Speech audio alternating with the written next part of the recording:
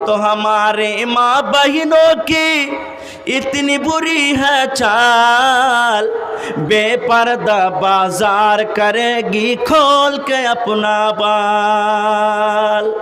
अब तो हमारी माँ बहनों की इतनी बुरी है चाल, बेपर्दा बाजार करेगी खोल के अपना बाल। আপনারা দিকে মেয়ে ছেলেরা বাজার করে?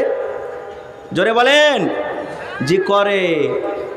এই গ্রামে দেখেন বাজার তো যাই যদি বলেন যে বাজার যাই না, গ্রামে ওই টেম্পোওয়ালারা কাপড় নিয়ে আসে না, আসে কি আসে না?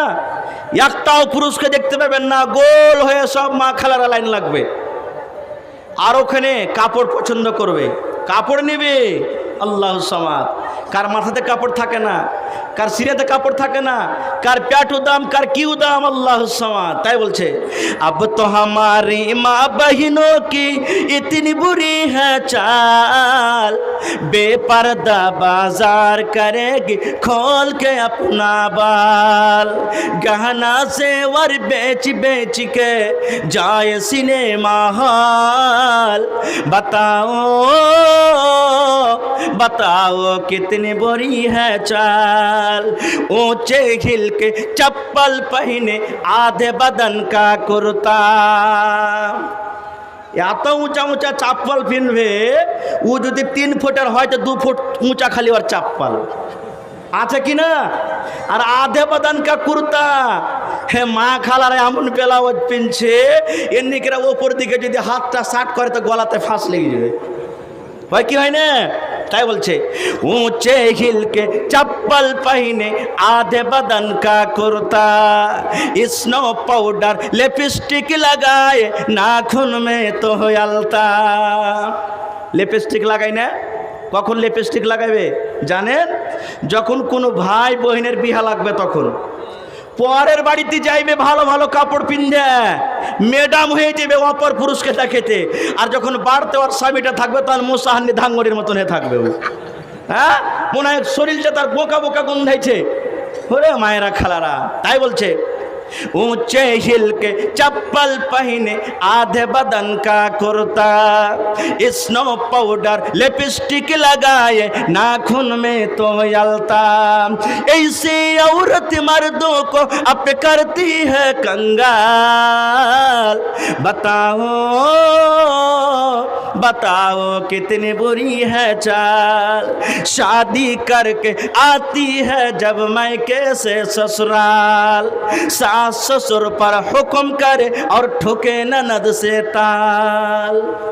বিবাহ করে যেমনি আইলো, হ্যাঁ নাকচাড়ি শুরু হয়ে গেল, যেমন সালনে ফড়ং দেন তেল ছনমন করে শুরু হয়ে গেল। আমার একটু কোনো কথা কহে বাস লেগে গেল, নন্দের সুতে শাশুড়ির সুতে ঝগড়া লেগে গেল। যদি সন্ধ্যাবেলাতে ওর স্বামীটা কিছু বলে, আরে মোরা গোলামের বেটা গোলাম, কোন বাপের বেটি আছে তুই জানিস, তোকে বদাম খাইয়ে ছাড়বো রে মোরা, বলে না?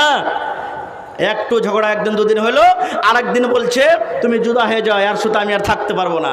তাই বলছে शादी करके आती है जब मायके से ससुराल, सास ससुर पर हुक्म करे और ठोके ननद से ताल। जरा जरा सी बात पर घर में पैदा करे वबाल, बताओ बताओ कितनी बुरी है चाल। संगमरमर के कमरे में सोए मियाँ बीबी, बिजली पंखा ऊपर में है, टेबल पर है टीवी। বুঝতে পারছেন? संगमरमर ভালো রুমে শুতবে কে? মিয়া বিবি, বিজলি পাঙ্খা উপরে, টেবিল আছে কি? टीवी। তাই বলছে संगमरमर के कमरे में सोए मियाँ बीवी, बिजली पंखा ऊपर में है, टेबल पर है टीवी। सास ससुर को सोने देगी, सास ससुर को सोने देगी, बलुआ का गोहाल, বলের গোহালে শুতে দেবে, बलुआ का गोहाल। बताओ बताओ कितनी बुरी है चाल। टेढ़ी मांग निकल के औरत घूमने जाए मेला। मांग माने सीधा, मांग माने की बोले ना, आओ मैं तुम्हारी मांग भर देता हूँ, मांग माने सीधा। टेढ़ी मांग निकल के औरत घूमने जाए मेला, मर्दाना के भीड़ में घुसकर करे ठेलम ठेला, सर से आंचल उड़ा कि अपना दिखाए सर का बाल। এমন করে सीधा করে গেছে, উঠছে ফরফর করে চুল, দেখছে সব।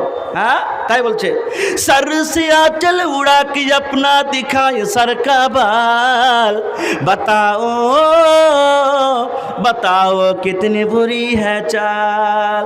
शौहर आए घर वापस जब करके अपना काम, बीबी बोली तेल मसाला और नमक का दे दो दाम। স্বামীটা কামে চলে গেছে, বাড়িতে যদি তেল না থাকে, তরকারি না থাকে, যতক্ষণ কাজ থেকে বাড়িতে না আসবে সব সময় তাকে গেল দিবে।